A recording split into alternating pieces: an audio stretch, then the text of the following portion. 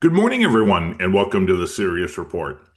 Well, Paul, while you spoke the other day on some of the intricacies and details regarding Trump's 28-point plan to end the war in Ukraine, what wasn't discussed was the primary reason he suddenly, out of nowhere, chose to get involved again after appearing to wash his hands of it just a month ago. Yeah, absolutely. And this is extremely important in the context of why the United States has been, for the duration of the Trump administration, in varying degrees, of course, desperate to get the war to end. And people have often attributed it to things like they want to go to war with China and Taiwan. No, they don't. They want to go to war with Iran. No, they don't. Venezuela, different issue. They definitely want Maduro gone. And this ties in with what we're discussing now to do with Ukraine. But do they want to go to war? Well, good luck trying to have a war that will turn into Vietnam on steroids. But the purpose of this discussion is to highlight why the United States is desperately rushing to get the Ukraine war to end, to basically save the US economy from complete capitulation. And there is historical context in this regard that it's worth discussing because we've been here before in exactly the same scenario. It explains why what we've seen with the Trump administration thus far, since January of this year, their actions all point to the same thing. But first, let's go back to 2005-06. Around that point in time, the US used to have what you might term, not the greatest use of language, but a traditional non-shale oil sector. And that started to run out of impetus, run out of legs. And the United States was then in serious financial trouble again. 2008 happened. And then we saw the shale revolution for oil and gas. Huge amounts of money were pumped into it. There were some success stories. A lot of it was just capital destroyed.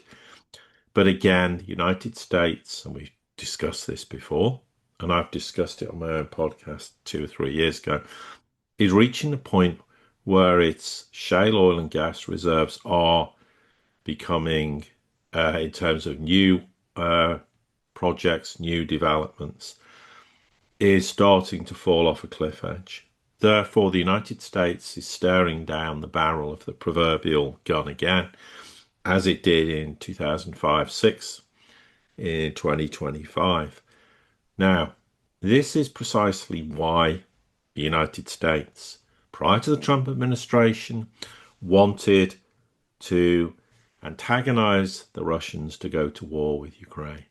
And this is not a surprise to anyone. The purpose of the Ukraine war was to collapse Russia's economy, get rid of Putin, end up balkanizing Russia, putting a Western sympathetic leader in. Okay, this is all failed and will never succeed, but this was the rationale. The reason, because they wanted to steal all of Russia's oil and gas reserves because the United States desperately needs oil and gas reserves. The problem now is that's all failed. The Ukraine war's been a total failure. Russia's won it. They haven't destroyed Russia economically. They can't balkanize it. Putin's never been more popular. So again, that is complete and utter capitulation and failure to achieve those objectives. And this is something that goes back to the Maidan 2014.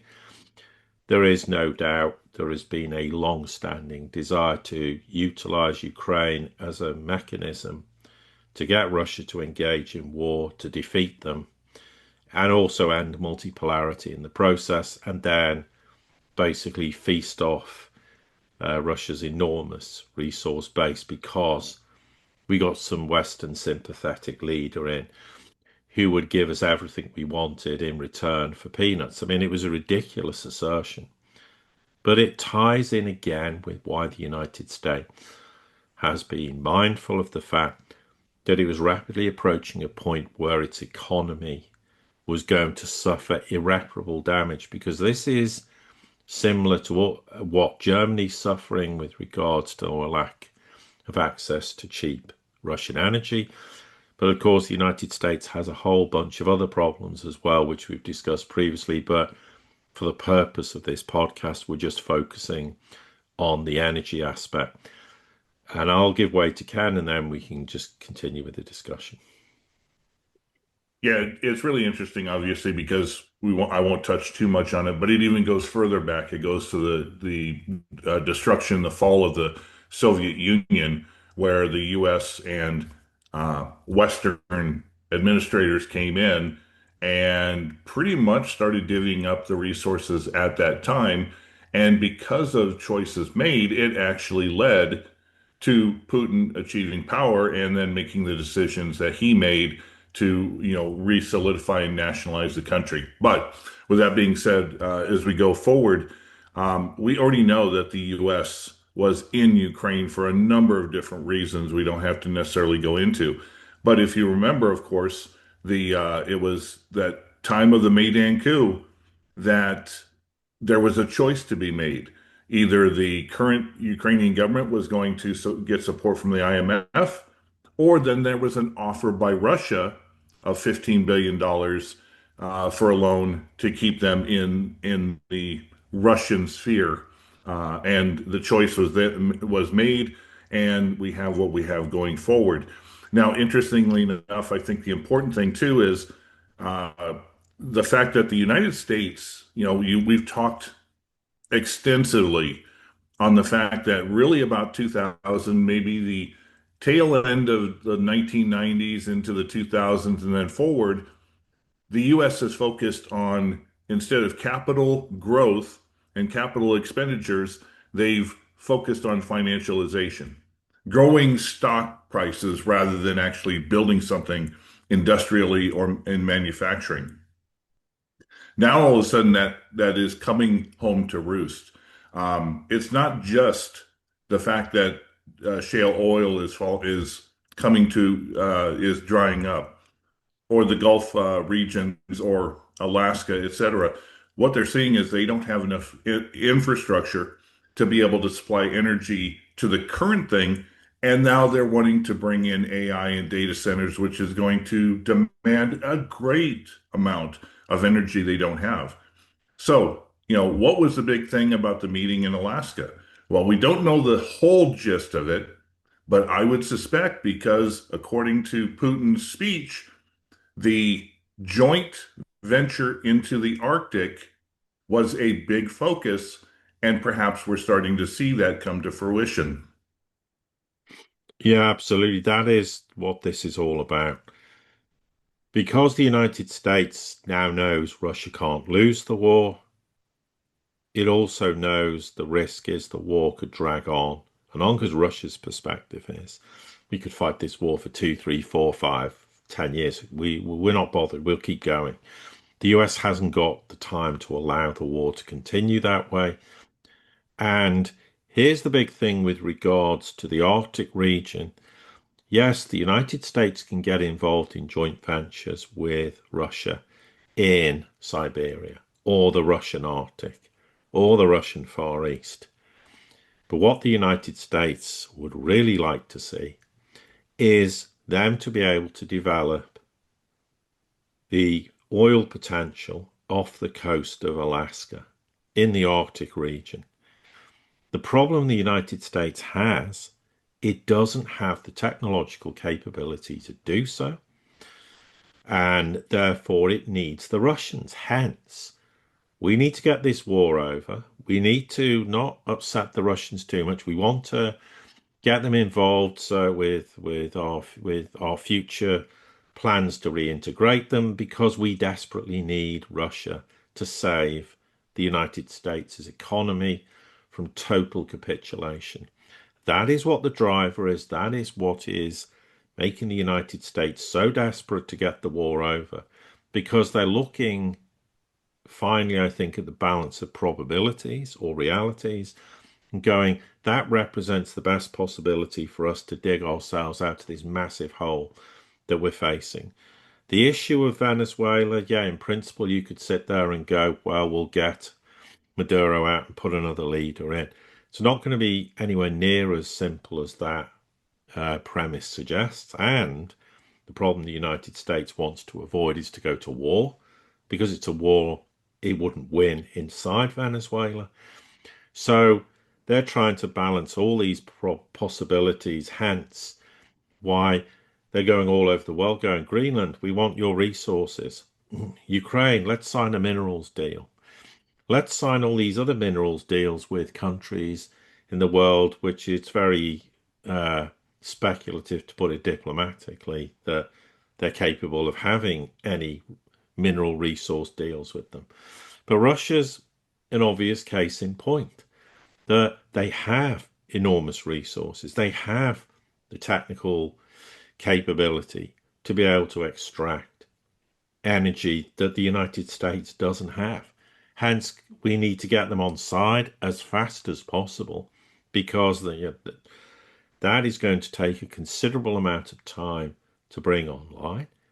But in the meantime, let's get some quick wins with Russia's existing projects that they want investment in, and we can get access to cheap energy and stop the US economy collapsing in totality. But of course, the issue of energy doesn't disappear with one project. They need multiple possible income streams resulting from this. And the Arctic is something that might, or the off Alaska might be something that would work extremely well for the United States. Now, the question, therefore, on that basis is Russia knows this. So Russia has huge leverage. The question is, does the United States realize that if Russia's prepared to assist with that, they're going to want a huge amount in return. They're not going to just take it lying down and say, okay, well, we'll accept some crumbs thrown off the table in our direction. And this will be to do with the Ukraine war itself. Now, we're not here to discuss the ongoing debacle of that, because there's so many, I've heard so many different versions of what's going on. For now, there's clearly discussions, claims, counterclaims. The Europeans and the Ukrainians are now trying to get the plan adjusted. The plan's been adjusted, and is Russia going to accept it on the basis of what these adjustments probably are? Extremely unlikely, but let's park that, because we're not here to discuss everything to do with Ukraine in a 15-20 minute segment. But that, in essence, is the dilemma the US faces. And Ken, you made reference to something Besant said, which I think is worth mentioning. So could you tell everyone what it was Besant said? Yeah, that was exactly what I was going to transition into. Um, when Trump suddenly came out after a month of washing his hands of Ukraine, and mysteriously this 28-point peace plan came up, I had to really ask the question, why now? Why all of a sudden, especially when he's got so many other irons in the fire? Well, when you take that in consideration with what Besant yesterday in the interviews, the news interviews, was focusing on, he was promoting 2026 to being this great, fantastic economic year. And of course, there's a lot of political ramifications for it. Midterm, the economy is really starting to slow in the United States. So, what is it exactly they intend to do or want to do that's going to bring a 20%? That was pretty much what he said, a 20% increase to the economy, in the energy sector, in the AI sector, in productivity and jobs, and the whole nine yards. 20%. I mean, that's generational. You don't see that even once a century. So what's he going to do? Well, they need some type of catalyst. And if you look at the 28 points, infrastructure development, extraction of minerals and natural resources, Russia reintegrated in the global economy, but hopefully on the Western side. The U.S. in long-term economic cooperation for mutual development of energy, natural resources, infrastructure, and AI. So the Trump administration, the administration seems to be putting all of its eggs in one big basket, saying, you know what? We absolutely need this war to go because you know what? After talking with Putin in Alaska, we have the potential and possibility of immediately moving into a joint cooperation uh, of working together to get these things that the U.S. government or the U.S. economy needs. And it looks like Besant has put the cart before the horse, saying we are going to do it. And yet, right now, if you look at the details, there's no way they're going to do it, especially without Russian help. Yeah, and also in 2026, that's just not realistic. But this, as much as anything, is an indication, as we've said, the United States is in dire trouble. And I suspect, that there's a recognition finally that the situation is that dire and severe for the US. So they're desperate to make all these noises. We're signing all these deals, all this capital's coming in the US. They're trying to convince the world that it's business as usual for the US. It clearly is not business as usual. We know that's absolutely not the case, hence all these desperate moves to try and, in some way, not change the landscape today, not even tomorrow, not even in 6 months or a year, but to start to go, we do have a future. We're going to have access to energy because, as you Ken said, we need enormous energy for the United States developing AI. They also, of course, need enormous amounts of water, which hasn't really been discussed with regards to AI. But that's a whole separate issue, which we're not discussing specifically, but it all ties in with the fact the US suddenly now needs a massive energy input into their economy, whether you think AI succeeds or not, and that's from my perspective at the moment, it's not. But they're going to spend huge amounts of money and develop all these data centers, then the United States is in no position to power them. So if it's going to claim its future economic prowess depends on AI, there's no good building data centers you can't switch on. So, etc., etc. So this is why there's this huge urgency coming out of the Trump administration with regards to the need to acquire access to resources. So clearly, the Russia is not an option the way they thought it was. It's never going to be.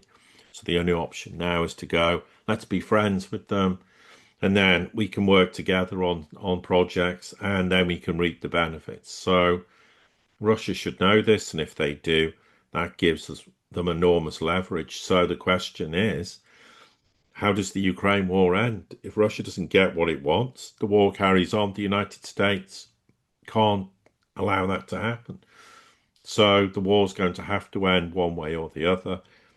And it'd be interesting in that regard to see how this plays out in the context of these negotiations, these frameworks that are in place. They're not plans, they're not agreed by anyone, they're just a framework to try get some impetus to end the war. And we've just explained very clearly why that's the case.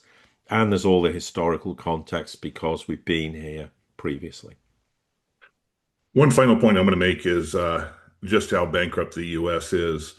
Uh, if you look at the points in that 28 point proposal, it's in regards to the frozen Russian assets. The first half of it would be used to appease Ukraine and appease Europe, and that it's going to take, here's your reparations to help rebuild Ukraine. But the second part, the remainder, is going to be invested in a separate U.S. Russian investment vehicle. So the U.S. already has their hand out to take Russian funds and to try to, in essence, make Russia feel happy for stealing their money. And but if it's going to end the conflict, you know what? At this point, you have to wonder if Putin has already figured out that those frozen assets are pretty much, not coming back anyway. So you might as well use them for some legitimate purpose. Anyway, Paul, is And there any? what I would say about that is Russia has not agreed to any of that. That True, true. that was just provisos put in to try and sweeten the deal to get Ukraine to agree.